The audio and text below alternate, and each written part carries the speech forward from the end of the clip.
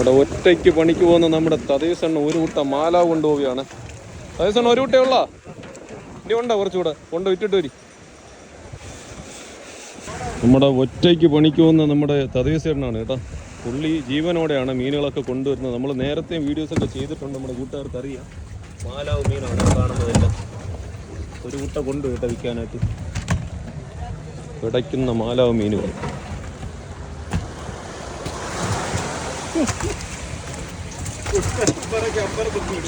തദിവസന്റെ video നമ്മൾ നേരത്തെ ചെയ്തിട്ടുണ്ട്. നമ്മുടെ കൂട്ടുകാർക്ക് അറിയാം, ജീവനോട് മീനൊക്കെ കൊണ്ടുവരുന്ന ആളാണ്. പിടയ്ക്കുന്ന മാലാവ് മീനുകളെല്ലാം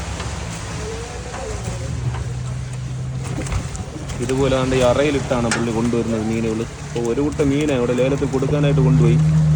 എത്ര രൂപയാണ് ലേലമെന്ന് അറിയില്ല കേട്ടോ.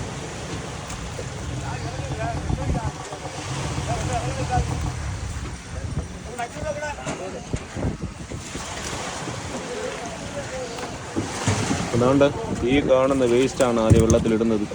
ഇത് ഇട്ട് കഴിഞ്ഞാൽ മാത്രമേ മാലാവ് മീൻ കൂട്ടത്തോടെ വരത്തുള്ളൂ.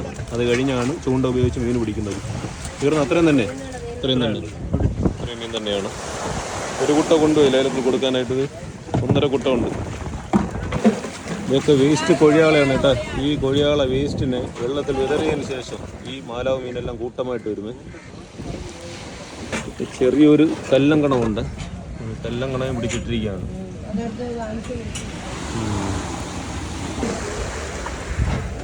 ജൂൺ 23-ാം തീയതിയാണ് കേട്ടോ. മറ്റു വള്ളക്കാർക്കൊക്കെ കുറച്ച് കുട്ടിച്ചൂര വരുന്നുണ്ട്. 300-400 കുട്ടിച്ചൂരയൊക്കെ വരുന്നുണ്ട്.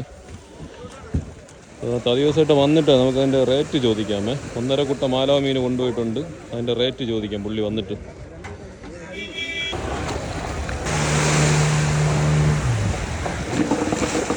തദിവസമായിട്ട് ഈ ആദ്യം കൊണ്ടുപോയ മാലാവ് മീൻ എത്ര ഒരു കുട്ട?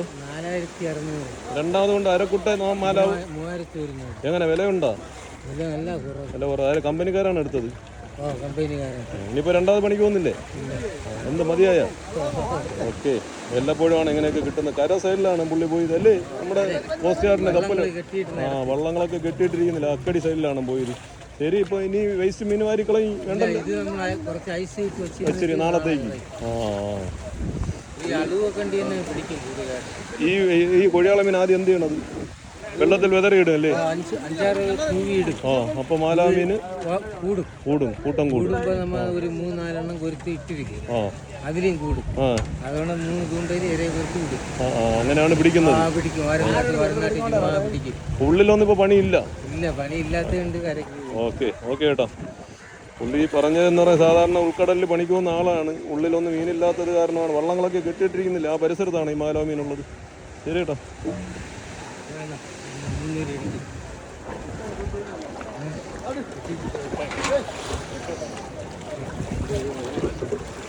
പുള്ളിയുടെ വള്ളം പിടിച്ച ആൾക്കാർക്ക് പിടിക്കാനുള്ള കാശ് കൊടുക്കുന്നതാണ് പുള്ളി.